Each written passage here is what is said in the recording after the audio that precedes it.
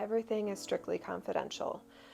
We abide by HIPAA guidelines, which you're familiar with all of our medical professionals. And there are a few exceptions, though. We are mandated reporters, and we also want to make sure everybody is safe. So we do have a few exceptions to our confidentiality that if anybody were to mention that they are considering suicide, homicidal thoughts, or if there's evidence of child abuse or elder abuse, those are mandated reports. Now, it's not black and white.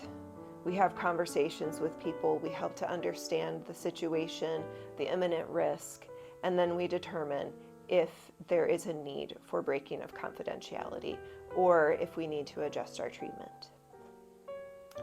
If the therapist isn't familiar with what the client is presenting, it is our ethical obligation to understand that which the client is needing help with.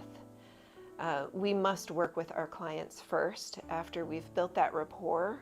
We only really want to refer out to another specialist if that therapist feels like it is outside of their scope and they've attempted to work with the client to fulfill their needs. But there are a lot of specialists within our area, and we also have a clinical liaison program, so we're able to help partner our clients up with somebody who can work with them in the direction that they need. A therapy relationship is different from a friendship because it's a professional relationship. Yes, we're forming a bond with our clients. We are understanding them. We are attuning to them, but it is a professional relationship. We are here to be objective observers and somebody who can say the things to you that maybe your friend is hesitant to say. So we don't want to be considered as friends. However, it may feel that way sometimes in the way that we communicate because we do want to build a strong relationship so that way people feel comfortable with us too. But we are professionals as well. If a client chooses to end therapy before their goal is met, there could be a number of reasons. Usually what us as therapists, what we want to do first is to talk with our client, find out why they're considering stopping therapy early, and understand what their needs are. Maybe it's something that the clinician can shift and do differently to help serve that client better, or maybe it's just not a right fit. They do say that on average, a client will go through 7 therapists before they find somebody that they feel like they really click with, and that's okay, and we understand that as well.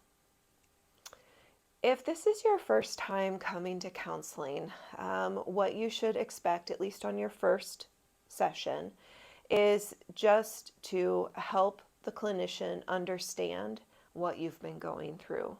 What are your struggles? Why are you seeking counseling at this time? And it's really a get to know you session. So you get to talk and we get to listen and we get to understand as many parts of you as possible. We help to design goals for you. If you're not sure what your goals are, we can definitely help with that.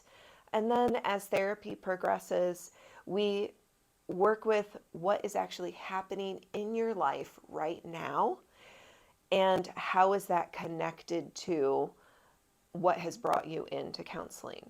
Because if we can understand how our behaviors and how our choices actually impact us on a daily basis, we can start making micro changes within our life that actually helps to rewire our neural pathways into a healthy way that our client is looking for.